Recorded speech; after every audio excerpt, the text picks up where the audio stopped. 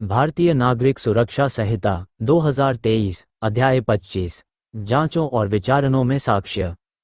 307 न्यायालयों की भाषा। राज्य सरकार का अधिकार। राज्य सरकार यह निर्धारित कर सकती है कि इस संहिता के प्रयोजनों के लिए राज्य के भीतर उच्च न्यायालय के अलावा प्रत्येक न्यायालय की कौन सी भाषा होगी। 308 अभियुक्त की उपस्थिति में साक्ष्य लेना।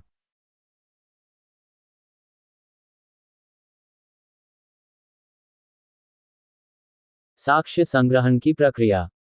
अभिव्यक्त रूप से जैसा उपबंधित है उसके सिवाय विचारण या अन्य कार्यवाही के अनुक्रम में लिया गया सभी साक्ष्य अभियुक्त की उपस्थिति में लिया जाएगा।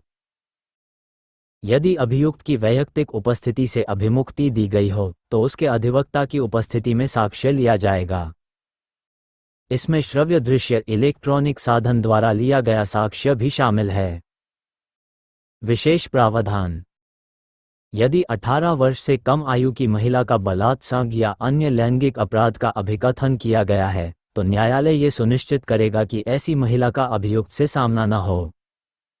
अभियुक्त की प्रतिपरीक्षा के अधिकार को भी सुनिश्चित किया जाएगा। स्पष्टीकरण। अभियुक्त में वह व्यक्ति भी शामिल है जिसकी बाबत अध्याय 9 के अधीन कोई कार्यवाही प्रारंभ की जा चुकी है। 309 समन मामलों और जांचों में अभिलेख। 1 साक्ष्य का सारांश।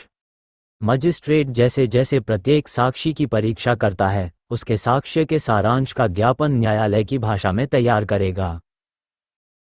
यदि मजिस्ट्रेट ऐसा ज्ञापन स्वयं तैयार करने में असमर्थ है तो वह अपनी असमर्थता के कारण को अभिलिखित करने के बाद उसे खुले न्यायालय में बोलकर लिखित रूप में तैयार कराएगा।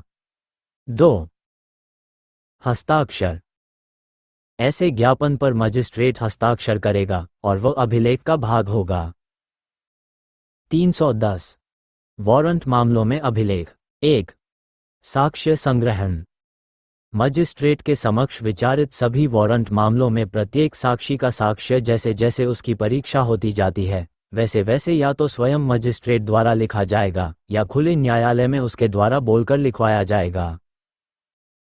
अगर साक्षी किसी शारीरिक या अन्य असमर्थता के कारण ऐसा करने में असमर्थ है तो उसके द्वारा इस निमित्त नियुक्त न्यायालय के किसी अधिकारी द्वारा उसके निर्देशन और अधीक्षण में लिखा जाएगा। साक्ष्य अभियुक्त के अधिवक्ता की उपस्थिति में श्रव्य दृश्य इलेक्ट्रॉनिक साधनों द्वारा भी अभिलिखित किया जा सकेगा। 2 प्रमाण पत्र। जहां मजिस्ट्रेट साक्ष्य लिखवाएगा वहां वह ये प्रमाण पत्र अभिलिखित करेगा कि साक्ष्य उपधारा 1 में निर्दिष्ट कारणों से स्वयं उसके द्वारा नहीं लिखा जा सका। 3 वृतांत और प्रश्नोत्तर।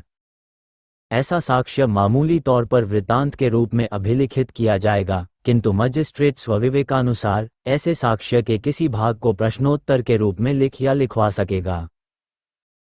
4 हस्ताक्षर। ऐसे लिखे गए साक्ष्य पर मजिस्ट्रेट हस्ताक्षर करेगा और वह अभिलेख का भाग होगा। 311 सेशन न्यायालय के समक्ष विचारण में अभिलेख।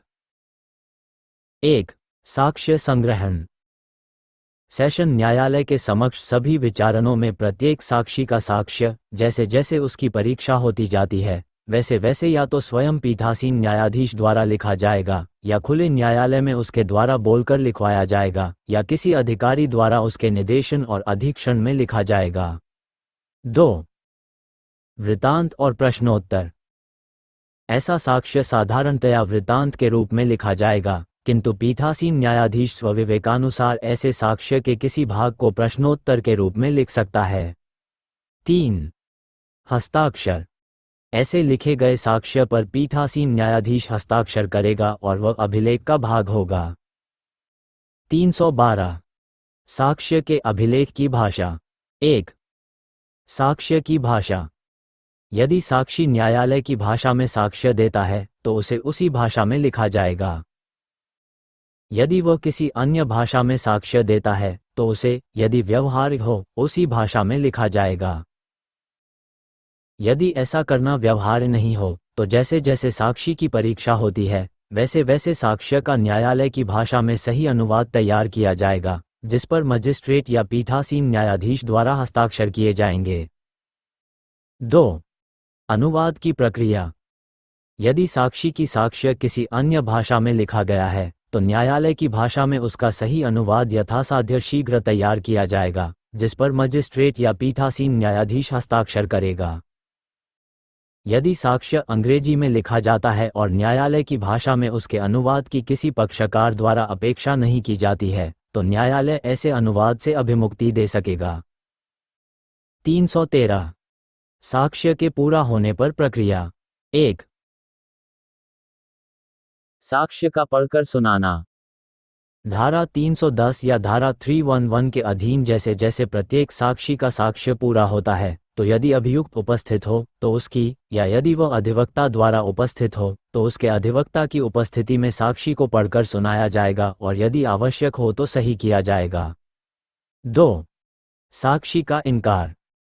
यदि साक्षी साक्ष्य के किसी भाग के सही होने से उस समय इनकार करता है जब उसे पढ़कर सुनाया जाता है तो मजिस्ट्रेट या पीठासीन न्यायाधीश साक्ष्य को ठीक करने के स्थान पर उस पर साक्षी द्वारा उस बाबत की गई आपत्ति का ज्ञापन लिख सकता है और उसमें ऐसी टिप्पणियां जोड़ेगा जैसी वह आवश्यक समझे।